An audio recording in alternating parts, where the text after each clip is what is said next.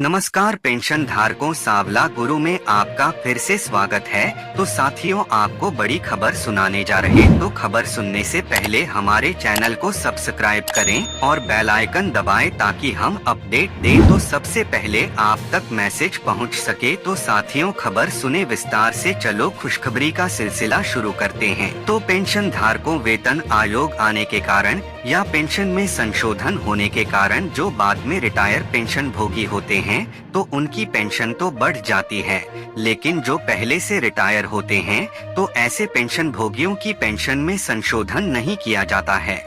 उसी को लेकर 20 मार्च 2024 को दिल्ली हाई कोर्ट ने बहुत ही बड़ा महत्वपूर्ण फैसला सुनाया है। आपको बता दूं कि 20 मार्च 2024 को दिल्ली हाई कोर्ट ने एक महत्वपूर्ण फैसला सुनाया जिसमें केंद्र सरकार के 18 नवंबर 2009 के आदेश को रद्द कर दिया। दिल्ली हाई कोर्ट ने केंद्र सरकार के इस आदेश को रद्द करते हुए कहा कि यह पूरी तरह से अवैध आदेश है।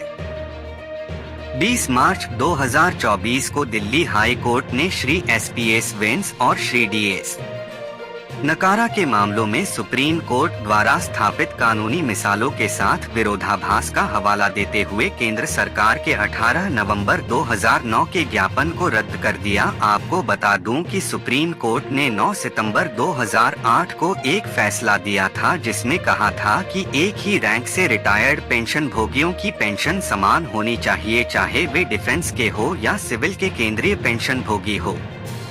सुप्रीम कोर्ट ने कहा था कि वेतन आयोग आने के कारण या पेंशन में संशोधन होने के कारण अगर पेंशन में सुधार होता है तो जो यानी दोस्तों पेंशन का फायदा बाद वाले पेंशन धारकों को दिया जाता है, वही फायदा पहले से रिटायर हो चुके पेंशन धारकों को भी मिलना चाहिए। सुप्रीम कोर्ट ने कहा कि यह केवल डिफेंस के पेंशन भोगियों के लिए लागू नहीं होगा बल्कि सिविल केंद्र सरकार के अंतर्गत जितने भी पेंशन भोगी हैं, सभी के सभी पेंशन भोगियों के ऊपर लागू होगा। दिनांक 9 सितंबर 2008 को दिए गए सुप्रीम कोर्ट के इस फैसले के बाद बहुत सारे पेंशन भोगी जो सिविल डिपार्टमेंट से रिटायर हुए थे वे भी अपनी पेंशन रिवीजन करवाने के लिए अप्लाई करने लगे।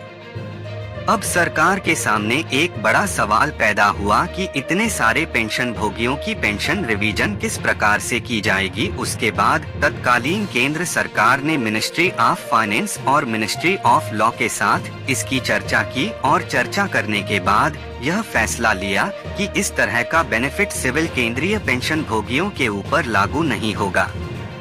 तत्कालीन केंद्र सरकार ने 18 नवंबर 2009 को एक आदेश जारी किया और कहा कि सुप्रीम कोर्ट का यह आदेश केवल डिफेंस पे लागू होगा, सिविल पेंशन भोगियों के ऊपर यह लागू नहीं किया जाएगा। केंद्र सरकार के इस आदेश को लेकर सिविल पेंशन भोगियों में नाराजगी देखने को मिली और बहुत सारे पेंशन भोगियों का समूह इसके खिलाफ याचिका लेकर दिल्ली हाई कोर्ट में पहुंच गया। दिल्ली हाई कोर्ट में यह मामला लंबे समय तक चलता रहा। अब ऐसे में दिल्ली हाई कोर्ट ने 20 मार्च 2024 को एक फैसला दिया जिसमें कहा कि केंद्र सरकार का 18 नवंबर 2009 का सर्कुलर अवैध है और हाई कोर्ट ने कहा कि पेंशन रिवीजन का फायदा डिफेंस पेंशन भोगियों के साथ ही साथ सिविल पेंशन भोगियों को भी दिया जाएगा। दिनांक 20 मार्च 2024 को दिए गए दिल्ली हाई कोर्ट के फैसले के बाद अब भारत पेंशन भोगी समाज ने केंद्र सरकार से बड़ी मांग की है कि दिल्ली हाई कोर्ट के आदेश का पालन किया जाए और 2006 से पहले के सभी पेंशन भोगियों को 1 जनवरी 2006 के बाद रिटायर पेंशन भोगियों के बराबर लाने के लिए पेंशन में रिवीजन का आदेश तत्काल प्रभाव से जारी किया जाए। भारत पेंशन भोगी समाज ने कहा कि यह संशोधन न केवल न्याय का मामला है बल्कि राष्ट्र की सेवा करने वाले समर्पित कर्मचारियों के प्रति कानूनी दायित्वों की पूर्ति भी है। भारत पेंशन भोगी समाज ने केंद्र सरकार से अपील की है कि इस मामले पर शीघ्र ध्यान दिया जाए और उचित कार्रवाई किया जाए। पटना हाई कोर्ट ने एक बड़ा फैसला दिया है जिसमें कहा है कि अगर कर्मचारी की किसी भी प्रकार की गलती नहीं है फिर भी गलत वेतन निर्धारण होता है जिसकी वजह से अधिक भुगतान हो जाता है तो ऐसे में कर्मचारी से किसी भी प्रकार की वसूली नहीं की जा सकती। आपको बता दूं कि याचिकाकर्ता नंबर 1 विक्रम सिंह को 1978 में क्लर्क के पद पर नियुक्त किया गया था। वहीं पर दूसरे याचिकाकर्ता राजेंद्र प्रसाद सिंह को 1972 में क्लर्क की पद पर नियुक्त किया गया था। उसके बाद दोनों याचिकाकर्ताओं को 1996 में हेड क्लर्क के पद पर प्रमोशन दिया गया था। इसी को लेकर रामशंकर सिंह नाम के एक कर्मचारी ने 2009 में पटना हाई कोर्ट के समक्ष एक रिट याचिका दाखिल की, जिसमें उन्होंने दावा किया कि वह दोनों याचिकाकर्ताओं से वरिष्ठ हैं, इसलिए उन्हें भी इस तारीख से प्रमोशन दिया जाए। रामशंकर सिंह की याचिका को देखते हुए हाई कोर्ट ने केंद्रीय डिजाइन संगठन को निर्देश दिया कि वे रामशंकर सिंह की इस शिकायत पर विचार करें। केंद्रीय डिजाइन संगठन ने रामशंकर सिंह के मामले में विचार किया और जांच पड़ताल के बाद दोनों याचिकाकर्ताओं की प्रमोशन की तारीख को डिमोशन में बदल दिया। याचिकाकर्ता नंबर 1 विक्रम सिंह की प्रमोशन की तारीख 1 जनवरी 1996 थी, जो बदलकर 1 अप्रैल 2008 कर दी गई। वहीं पर याचिकाकर्ता नंबर 2 राजेंद्र प्रसाद सिंह की प्रमोशन की तारीख 1 जनवरी 1996 से बदलकर 1 फरवरी 2001 कर दी गई। इसके साथ ही प्रमोशन के कारण जो वेतन का भुगतान किया गया था उसकी वसूली के भी आदेश जारी कर दिया। केंद्रीय डिजाइन संगठन की इस हरकत को देखते हुए याचिकाकर्ताओं ने इस आदेश को चुनौती देते हुए हाई कोर्ट में रिट याचिका दाखिल की। याचिकाकर्ताओं ने तर्क दिया कि इस आदेश को पारित करते समय उन्हें ना तो कोई नोटिस दिया गया और ना ही कोई सुनवाई का अवसर दिया गया। इसके अलावा प्रमोशन विभाग की तरफ से किया गया, हमारी तरफ से कोई भी गलत बयानी नहीं की गई। पटना हाई कोर्ट की सिंगल बेंच के जज राजेश कुमार वर्मा ने कहा कि याचिकाकर्ताओं ने प्रमोशन या वेतन निर्धारण के लिए कोई भी गलत तरीका नहीं अपनाया और न ही कोई धोखाधड़ी की। हमारे देश के सरकारी विभागों में कार्य कर रहे अपने कर्मचारियों को सहयोग प्रदान करने के लिए प्रयास करती रहती है। ठीक इसी कड़ी में बढ़ती महंगाई से राहत प्रदान करने के लिए सरकार द्वारा महंगाई भत्ता जारी किया जाता है। बता दें, यह भत्ता कर्मचारी के वेतन के अनुसार अलग अलग निर्धारित रहता है। यहाँ पर हमने नवीन महंगाई भत्ते को लेकर जानकारी लेकर आए हैं। आपको बता दें, पिछली बार जुलाई 2023 में नया महंगाई भत्ता जारी किया गया था। अब इसके बाद एक और नवीनतम महंगाई भत्ता जारी होने वाला है, जिसकी सूचना अधिकारियों द्वारा दी जा चुकी है। हालांकि इसको लेकर विस्तृत अधिसूचना जारी नहीं की गई है, लेकिन जल्द ही नवीनतम महंगाई भत्ते को लेकर विस्तार पूर्वक जानकारी घोषित की जाएगी। यहाँ पर में नए महंगाई भत्ते की संपूर्ण जानकारी प्रस्तुत की गई है। जब भी महंगाई अपनी चरम सीमा पर पहुँच जाती है, तब सरकार अपने केंद्र तथा राज्य दोनों कर्मचारियों को राहत प्रदान करते हुए महंगाई भत्ता जारी करती है।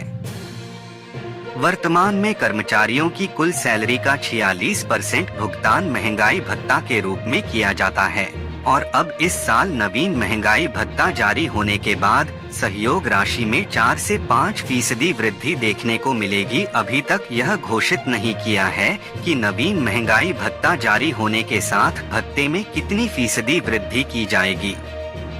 जानकारी के अनुसार नवीन महंगाई भत्ता एक पाई इंडेक्स नंबरों के अनुसार बदलाव करके जारी किया जाएगा।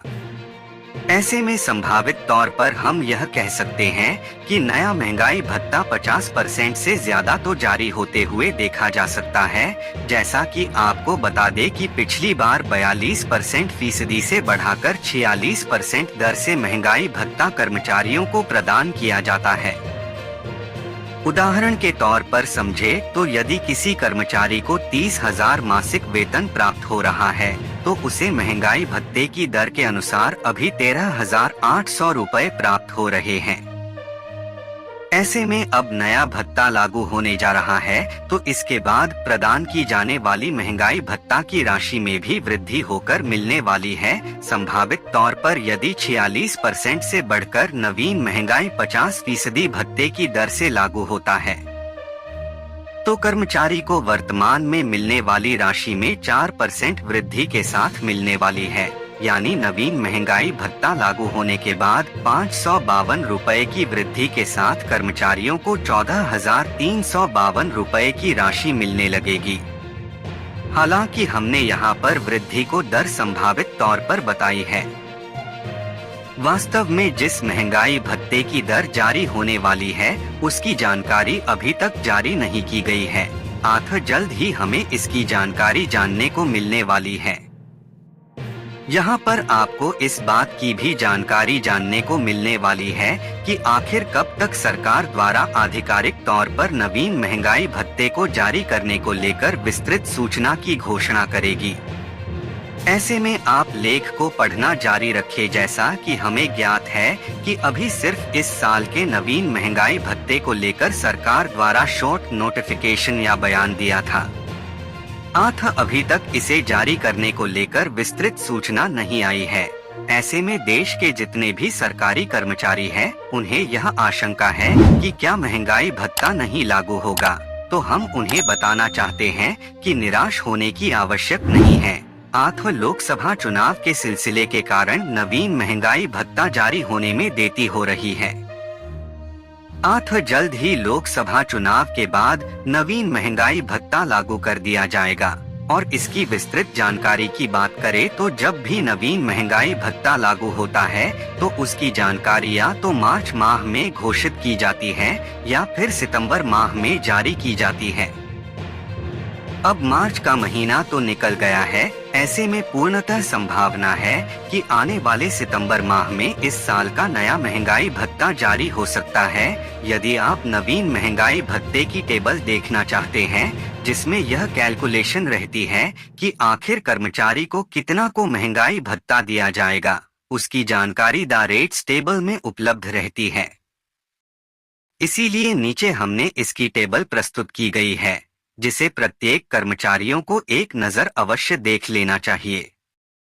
जल्द ही 2024 का नवीन महंगाई भत्ता जारी होने जा रहा है, जिससे बढ़ती महंगाई के चलते सरकारी कर्मचारियों को राहत मिलने वाली है। यहाँ पर हमें इसी को लेकर महत्वपूर्ण जानकारी जानने को मिली है।